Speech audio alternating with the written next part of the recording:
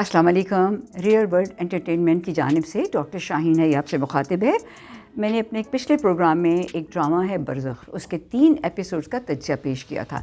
आज मैं इस पूरे ड्रामे के बारे में आपसे बात करने जा रही हूँ। ये कह देना है कि ये एक हॉरर या थ्रिलर ड्रामा है, बिल्कुल गलत है। ना तो ये ड्रामा ख़तरनाक है, ना हवलनाक है, ना दर्दनाक है, बल्कि शर्मनाक है। बड़ी अजीब सी बात है कि इस ड्रामे के बारे में बहुत कुछ कहा गया और बहुत से टीवी शोज़ में लोगों ने इसकी बहुत तारीफ़ें की। फवाद ख़ान और सनम सईद ने भी आके इसकी बहुत सी खूबियाँ बताईं।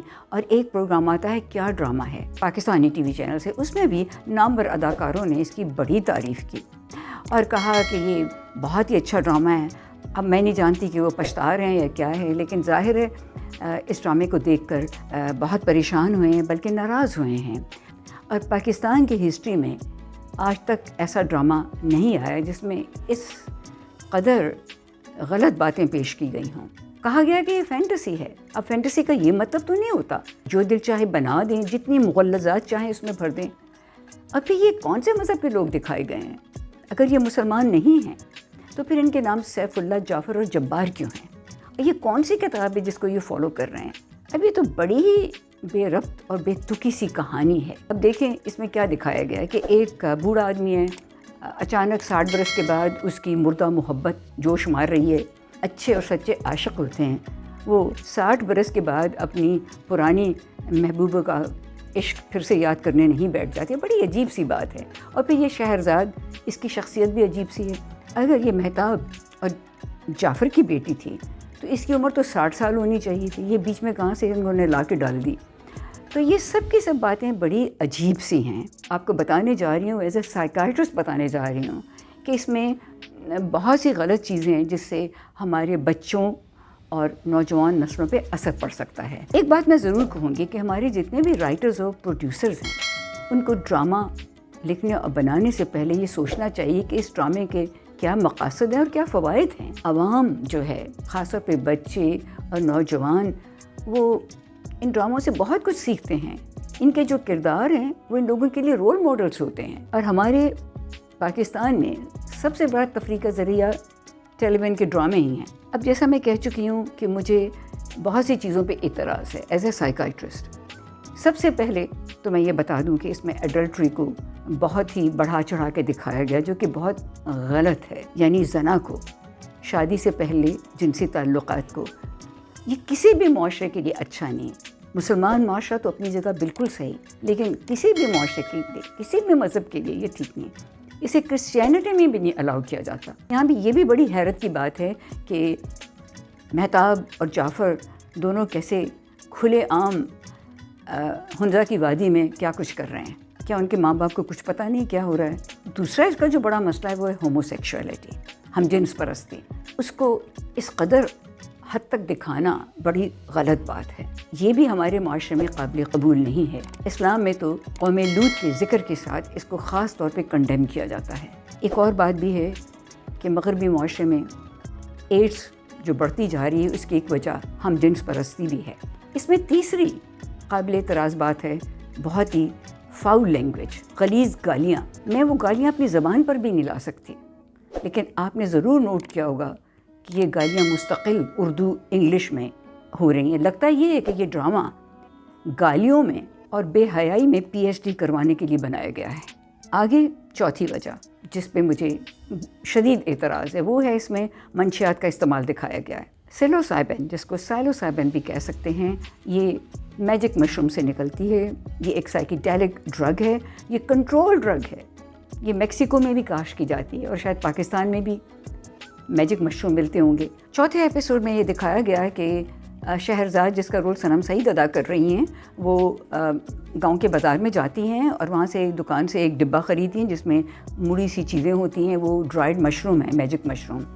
और फिर वो आके यही डिब्बा इटालियन वेटर लोरेंज़ो को देती हैं, जो खाना भी पकाता है।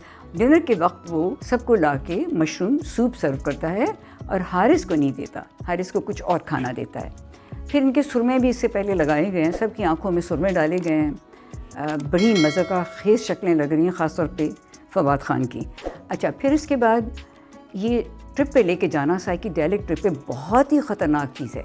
اس کو دیکھنے کے بعد بہت سے نوجوان ہو سکتا ہے شوقیہ آزمانے کی کوشش کریں کہ کیا ہوتا ہے اس کو لینے سے.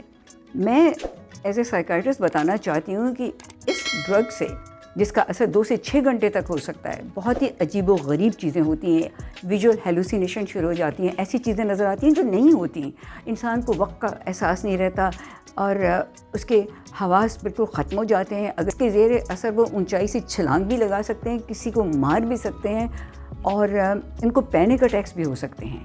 اور اگر کسی کو بائی پولر ڈس آرڈر ہے تو اس کو شدید مینیا کا اٹیک ہوگا اور وہ توڑ پھوڑ شروع کر دے گا, مار دھاڑ شروع کر دے گا.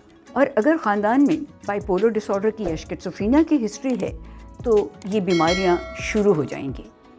اس سے نیورو ٹرانسمیٹر میں تبدیلیاں بھی آ سکتی ہیں, اور جن لوگوں کو پری ڈسپوزیشن ہوتی ہے یا جن کو موروثی طور پہ نفسیاتی بیماریاں ہونے کا اندیشہ ہوتا ہے, ان کو یہ بیماریاں بہت جلد شروع ہو جائیں گی.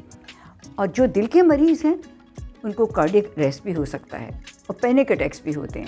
اب ایسی خطرناک چیز کا استعمال دکھانا ایک ڈرامے میں بہت ہی غلط بات ہے, اور میں محکمہ انسداد منشیات سے کہوں گی کہ وہ اس کے خلاف ضرور ایکشن لیں اور ایسی چیزوں کو دوبارہ کبھی ٹی وی پہ دکھانے کی اجازت مت دیں. 5ویں شے ہے وائیورزم. وائیورزم کا کیا مطلب ہوتا ہے کہ چھپ کر دوسرے لوگوں کو دیکھنا, ایسے لوگوں کو جنہوں نے کپڑے نہیں پہنے ہوئے یا وہ جسمانی تعلقات میں مشغول ہوں, اور اس سے خوشی حاصل کرنا, پلیئر حاصل کرنا. جبار جو ہے وہ اپنے بڑے بھائی جعفر اور مہتاب کو چھپ چھپ کے دیکھ رہا ہے ہنزا کی چراگاؤں میں, ہنزا کے میڈوز میں یعنی, اور کھلے آسمان کے نیچے سب کچھ ہو رہا ہے. بڑی عجیب اور بڑی ہی معیوب بات ہے. اور پھر چھوٹے چھوٹے بچے کان لگا کے بڑوں کی باتیں سن رہے ہیں کہ اندر سے کیا آوازیں آ رہی ہیں. یہ سب نہایت واہیات ہے, بہت ہی بھدا ہے, ایسا ہرگز نہیں ہونا چاہیے تھا. ایک اور بات بھی اس میں ہے, وہ ہے سوسائڈ. اس کو دکھایا گیا لینا, شہریار کی بیوی جو کہ خود سائیکائٹرسٹ ہے, اس کی بیوی بیٹے کی پیدائش کے پاس بہت ڈپریسڈ ہے.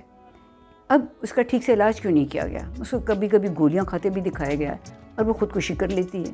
اور پھر چھٹے ایپیسوڈ میں یہ بھی بتایا گیا کہ جعفر کے باپ نے بھی خودکشی کی تھی غربت کی وجہ سے. اب ذہنی مریض ہونا, ڈپریشن کا شکار ہونا, یا کسی کو اگر اسکیزوفرینیا ہو اور اس کے زیر اثر وہ سوسائڈل تھاٹس آ رہے ہوں, تو یہ جرم نہیں ہے, لیکن اس کا علاج ہونا بہت ضروری ہے. اس میں غفلت نہیں ہونی چاہیے. اور ہم سائیکائٹرسٹ بار بار یہ کہتے ہیں کہ ذہنی بیماریوں کا علاج ہونا چاہیے, اور میں نے اس پہ بہت سے پروگرام کیے ہیں جو آپ کو اس چینل میں مل جائیں گے. تقریباً ہر ذہنی مرض کے بارے میں نے ٹاکس دیے تاکہ لوگوں کو شعور پیدا ہو. تو یہاں پر یہ دکھا دینا کہ ہر مسئلے کا حل بس خودکشی ہے, یہ بڑی ہی غلط بات ہے. زندگی تو اللہ کی دی ہوئی امانت ہے, زندگی پر صرف اللہ کا حق ہے. سن 2022 میں ایک فلم جوائے لینڈ آئی تھی جسے کین فلم فیسٹیول میں اس سال کی بہترین LGBTQ کے موضوع پہ بنی فلم قرار دیا گیا تھا. اسٹینڈنگ اویشن ملی تھی اور شاید کوئی انعام بھی ملا تھا, اور پھر اسے پاکستان نے آسکر کے لیے نامینیٹ بھی کیا تھا.